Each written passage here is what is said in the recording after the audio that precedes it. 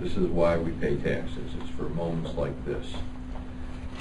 There's a lot of damage. There's extensive damage to these homes. Some appear to have been lifted off their foundation. But overall, we didn't have anything totally leveled. People were secure, and responses were quick and prompt. There will certainly be homes that need to be rebuilt and repaired. There's going to be the emotional scars from this damage.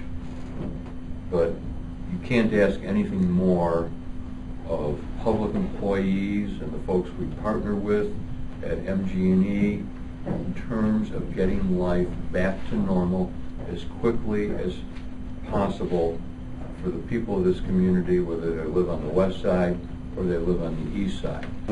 At about 16 minutes after midnight, Madison Fire received its first call as a report on Friar Lane of an occupied building with trapped people in it, which sent out our specially trained building collapse team.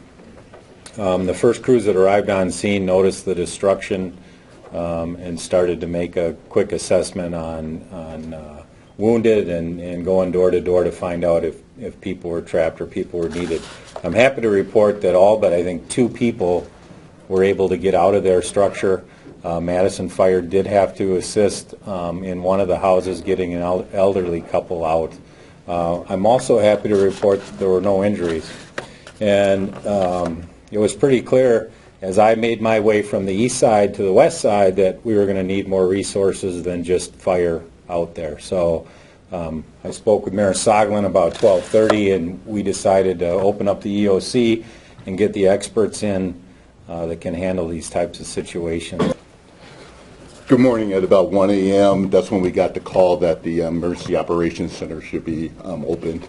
Myself and Ed Rodrigo came in to set that up so that we could coordinate the response between all the agencies that you see represented back here. As far as getting an assessment of what's going on, making sure everyone is safe, and to get the right resources to the right places. We had 44 calls of service from midnight to about 4 a.m., a wide range of buildings that were destroyed to arcing wires, a lot of down power lines, a few gas leaks. It was quite a mix of different types of calls. With all that, nobody was injured, which we're very grateful that we have a good, smart, calm community. You can imagine the Isthmus area was quite a mess with down trees, down power lines, and a lot of people just out checking out what their neighborhood looked like. And that presented a little bit more of a challenge for both Madison Fire and Madison Police to try and keep people safe, keep them secured, because we really didn't want to see any after-storm injuries from that event, which we saw none. I just want to reiterate what the mayor was saying about the area.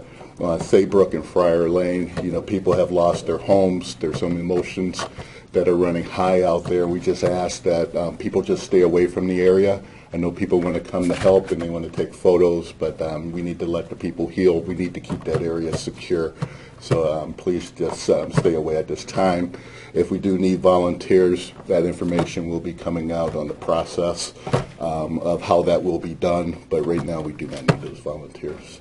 In terms of the folks who've had severe damage to their homes and cannot occupy them, our first concern is to make sure that they can get into as normal a situation as possible in regards to permanent housing and shelter.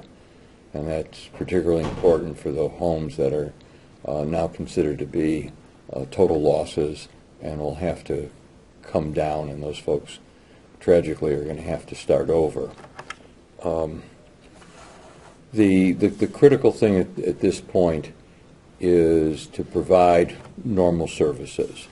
And the police department, the fire department, forestry, parks, all the folks that you see here today know what they are doing, and they know how they'll respond in coming days if we should get continued bad weather.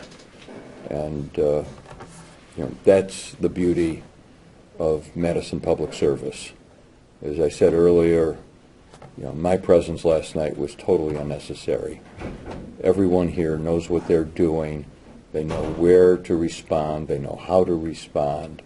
And that's the nature of the training and the standards that we set.